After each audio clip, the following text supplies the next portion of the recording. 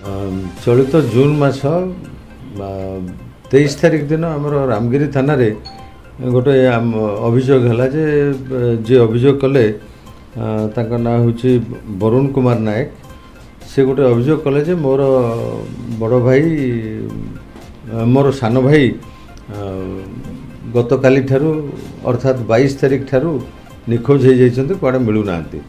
या परे हमरो से 23 तारिख दिन गोटे रामगिरी थाना रे गोटे मेन मिसिंग एंट्री गोटे करा जायथिला एवं मेन मिसिंग रो एंट्री करबा परे जा जा कार्यक्रम करा जाए से सब करा जायथिला। पुलिस तरफ विभिन्न स्थान रे इनक्वारी चलीथिला। से समय से भितर हठात 25 तारिख दिन से अभियोगकारी पुणी थाना को आसिकी अभियोग कले जे तांको गाँ पाख नलारे डेड बॉडी तांको भाईर डेड बॉडी भासुची। यापर ग्रामवासी मैंने से डेड बॉडी को चिन्हट करथिले एवं से मृत रमेश नायकंकर डेड बॉडी बोले चिन्हट करथिले। यापर पुलिस टीम साइंटिफिक टीम सहित सेठार पहुँची डेड बॉडी को जिते इनक्वेस्ट करने पानी फायर स्टेशन स्टाफ को जरिया पानी बाहर कराइला से देखा मिलता डेड बॉडी गोटे बड़ बल्हा बंधा तार गोड़र मुंड पर्यंत एवं ये जो लटी देखुं आप लटी एंटायर बॉडीटा को बंधा होता तार हाथ मध्य बंधा होता।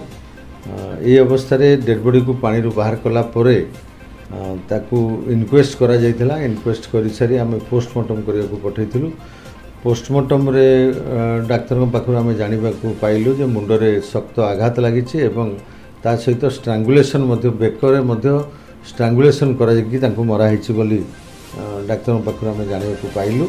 पोस्टमार्टम रिपोर्ट आमर जदिव हस्तगत होना निजे रामगिरी थानार ओआईसी पोस्टमार्टम समय उपस्थित रही डाक्तर सहित जहाँ कथबार्ता करते जहाँ जानवा पाई से हिसाब से शक्त जिनस मुंडे आघात होगा स्ट्रांगुलेशन कारण मृत्यु बोली जना पड़ा।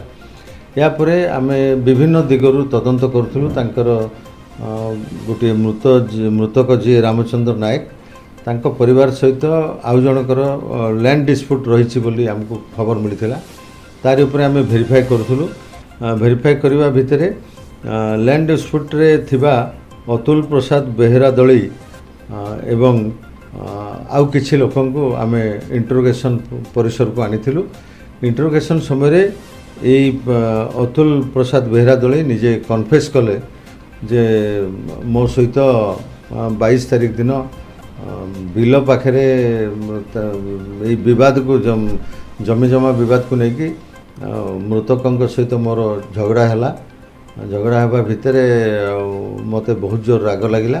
मु प्रथमे गोटे पत्थर फिंगिली जो पत्थर कि नाक उपर को बाजिला एवं से पड़गले पड़जा से मृतकों हाथ में थिबा एई टांगिया जो देखुंत आपण यही टांगिया को सी ता हाथ आनी मृतकों मुंड को शक्त प्रहार 2 थर कला जहाद्वारा सी पड़गला। पड़गला तथापि सन्देह रहा जे काले मरीच कि ना निजर गामुछा को बाहर करी बेकर गुड़े गामुछा को चापिक सेठी घटनास्थल मृत्यु घटिला रामचंद्र नायकंकर।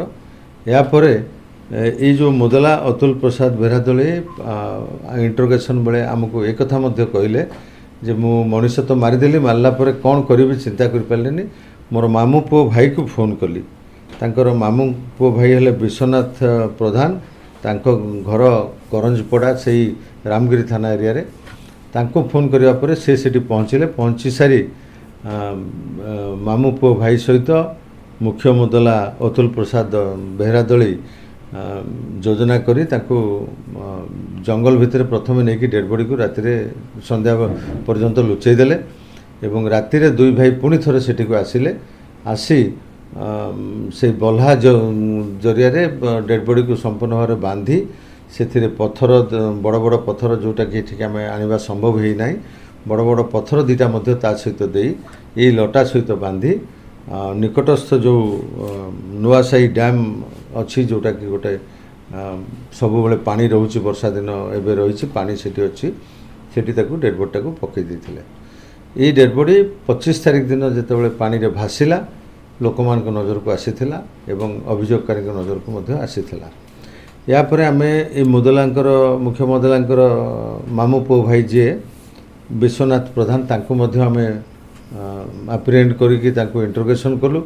सी इंटरोगेशन रे एक कथा कन्फेस कले जे हाँ मोर पीसी पो भाई फोन पाई मु घटनास्थल को आसी आसला जो मरी जाइथिबा देखि डेड बॉडी को लुचेबारे मु सहयोग करी एवं मुख्य मुदलांक निर्देश क्रमे जे मृतक तांकर मोबाइल को पत्थर रे छेची मु भांगी देथिली। आपण भंगा मोबाइल देखुथिबे एठी सेटा मृतकंकर मोबाइल। ये दुई मुदला परस्पर मध्य जो वार्तालाप होइछन्ती सेथिरे मोबाइल रे तार प्रमाण रहिछि ताकू मध्य आमे मोबाइल दुईटी को सीजर करिछु। या व्यतीत घटना रे व्यवहार हेतिबा कुराडी पत्थर ब्लड स्टेन्ड लुगा एवं अन्यान्य जहाँ जहाँ इनक्रिमिनेटिंग जिनस दरकार अच्छे इन्वेस्टिगेशन बेले मिली जहाँ समस्त सीजर कराई। आज यही दुई आसामी को गतकाली आम गिरफ करूँ। आज कोर्ट चालान करा जाउछि। तो मुझे जमती कहली प्रथम जो टेका मारटा है प्रथम एठी बाइछि से टेकार गोटे पट टे माने पॉइंटेड अच्छी जोटा कि नाकरे गली जाइए। आउ जो कुराड़ी बेंट एपटे माड़ होती कुराड़ी धार पटे माड़ हो ना कुराड़ी पछपटे जो माड़ होती से मुंडर बैक साइड रे सेठी मध्य दुईटा माड़ रे स्कल मध्य फ्रैक्चर हो जाइए एवं डीप इंजुरी भाया से दिशुला। जेहेतु मुझे जमती कहली 22 तारिख रु 25 तारिख पर्यंत डेड बॉडी पानी रे पड़ता पानी रे डिकम्पोज अवस्था डेड बॉडी पड़ला से गुड़िक रु ब्लीडिंग